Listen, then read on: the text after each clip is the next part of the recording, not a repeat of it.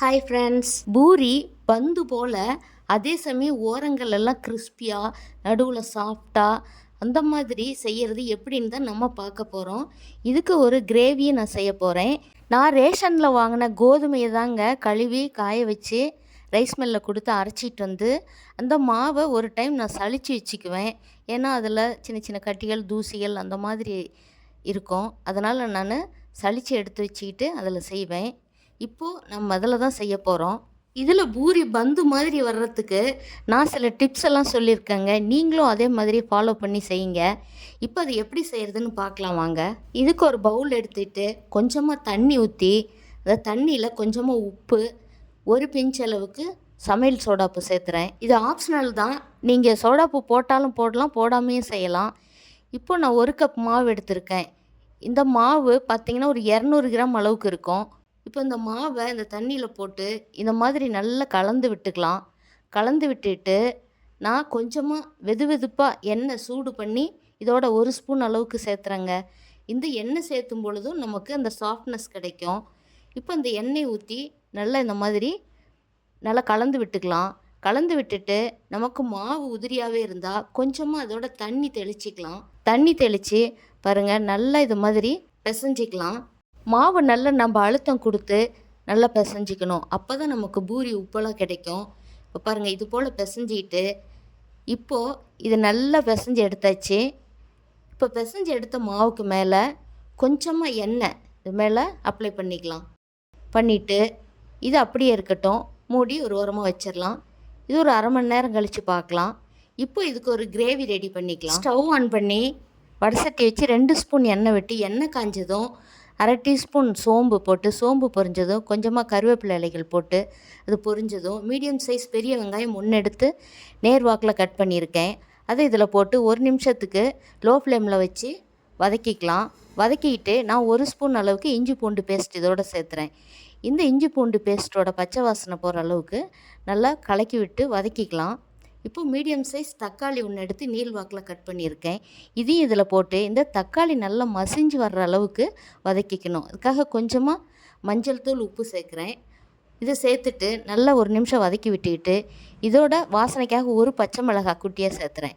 அதை போட்டுட்டு கரம் மசாலா ஒரு 3/4 ஸ்பூன் போட்டுட்டு 1 ஸ்பூன் கொத்தமல்லி தூள் போட்டுட்டு அதையும் நல்லா கலந்து விட்டுட்டு இந்த பச்சை வாசனை போகிற அளவுக்கு வேகணுங்க. ஒரு சின்ன குடமிளகாய் நான் பொடிசாக கட் பண்ணி எடுத்திருக்கேன். அதையும் இதோடு சேர்த்து நல்லா கலந்து விட்டு 1 நிமிஷம் குக் ஆகட்டும். நான் இதுக்கு சின்னதாக ஒரு கேரட், ஒரு உருளைக்கிழங்கு பொடிசாக கட் பண்ணி குக்கரில் கொஞ்சமாக தண்ணி வச்சு அதில் ஒரு விசில் விட்டு இறக்கியிருக்கிறேங்க. அந்த கேரட்டையும் உருளைக்கிழங்கு இதோடு சேர்த்து இது எல்லாம் சேர்ந்து நல்லா ஒரு 3 நிமிஷத்துலேருந்து 4 நிமிஷம் வரைக்கும் லோ ஃப்ளேமில் அடுப்பை வச்சுக்கோங்க. வச்சுக்கிட்டு நல்லா கலந்து விட்டுட்டு இது வேக வச்சுக்கலாம். அப்பப்போ திறந்து நம்ம கிளறி பார்த்துக்கலாம். அந்த கேரட் வேக வச்ச தண்ணியவே இதோடு சேர்த்து வேக வச்சுக்கிறேன். அந்த தண்ணியை வேஸ்ட் பண்ண வேண்டாம். நல்லா வெந்ததும் கொத்தமல்லி இலைகள் போட்டு இறக்கிடலாம்.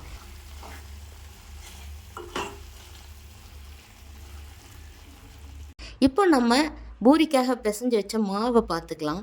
நல்லா சாஃப்டாக ஊறி வந்திருக்கு பாருங்கள்.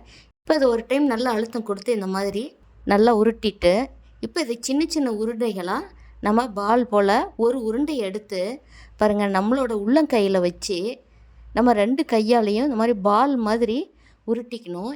இந்த மாவில் கிராக் வரக்கூடாது. கிராக் வந்ததுன்னா நமக்கு பூரி உப்பெல்லாம் வராது. பாருங்கள், நல்லா இந்த மாதிரி உள்ளங்கையில் வச்சு நல்லா உருட்டி கிராக் இல்லாமல் இந்த மாதிரி எடுத்துக்கணும். இதே போலவே இந்த மீதமுள்ள மாவையும் உருண்டை பண்ணி எடுத்துக்கலாம். பாருங்கள், இந்த மாதிரி தான் பண்ணணும். இந்த மாதிரி பண்ணும்பொழுது தான் பூரி உப்பெல்லாம் நமக்கு கிடைக்கும். இப்போ நான் இந்த மாவை தீர்த்துறதுக்காக கொஞ்சமாக இதுக்கு கோதுமை மாவு எடுத்து அந்த மாவில் இந்த உருண்டைகளை பாருங்கள் இந்த மாதிரி போட்டு அதில் இதை பிரட்டி எடுத்துக்கணும்.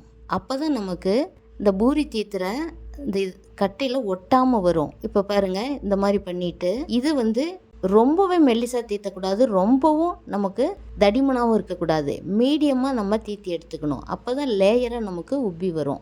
இப்போ ஸ்டவ் ஆன் பண்ணி வடசட்டி வச்சு ஒரு 100 மில்லி அளவுக்கு எண்ணெய் ஊற்றிக்கலாம்.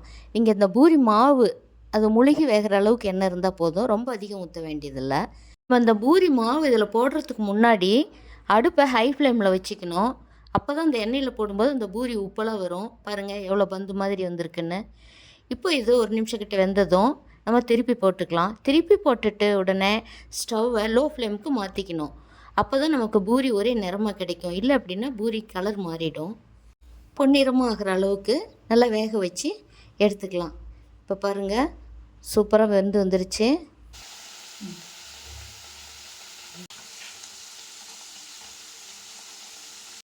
இப்போ இதை எடுத்துட்டு அடுத்தது இன்னொரு பூரியை போடும்போதும் நீங்கள் ஸ்டவ்வை ஹை ஃப்ளேமில் வச்சுக்கணும்.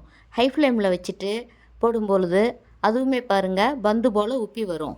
அது ஒரு சைடு வெந்ததுமே நம்ம திரும்ப என்ன பண்ணணும், ஸ்டவ்வை லோ ஃப்ளேமுக்கு வச்சுக்கிட்டு திருப்பி போடணும். திருப்பி போட்டு அது ஒரு நிமிஷம் கிட்ட நமக்கு நல்லா வேகிற அளவுக்கு கலர் பொன்னிறமாக ஆகிற அளவுக்கு விட்டு நம்ம எடுத்துக்கலாம். இது பாருங்கள், இப்போ சூப்பராக வந்திருக்கு. கலர் பாருங்கள் பொன்னிறமாக ஆயிடுச்சு. இப்போ இதையும் எடுத்துக்கலாம். மற்ற மாவுகளையும் இதே மாதிரியே போட்டு எடுத்துக்கலாம். சூப்பராக பந்து மாதிரி உப்பலாக ஓரெல்லாம் கிறிஸ்பியாக நடுவில் சாஃப்டாக நமக்கு பூரி ரெடி ஆகிடுச்சு. இந்த கிரேவி இதோட வச்சு சாப்பிட்றதுக்கு ரொம்பவே சுவையாக இருக்கும். இதில் பூரி உப்பலாக வர்றதுக்கு நம்ம என்னென்ன டிப்ஸ் ஃபாலோ பண்ணியிருக்கோன்னு சொல்லியிருக்கேன். நீங்களும் இதே மெத்தடில் ஒரு டைம் ட்ரை பண்ணி பாருங்கள். அடிக்கடி இதே போலவே செய்வீங்க. செஞ்சு பார்த்துட்டு உங்கள் ஃபீட்பேக்கை கமெண்ட்டில் சொல்லுங்கள். இந்த வீடியோ உங்களுக்கு பிடிச்சிருந்தால் லைக் பண்ணுங்கள். உங்கள் ஃபேமிலி மெம்பர்ஸ்க்கும் நண்பர்களுக்கும் ஷேர் பண்ணுங்கள். சப்ஸ்கிரைப் பண்ணுங்கள்.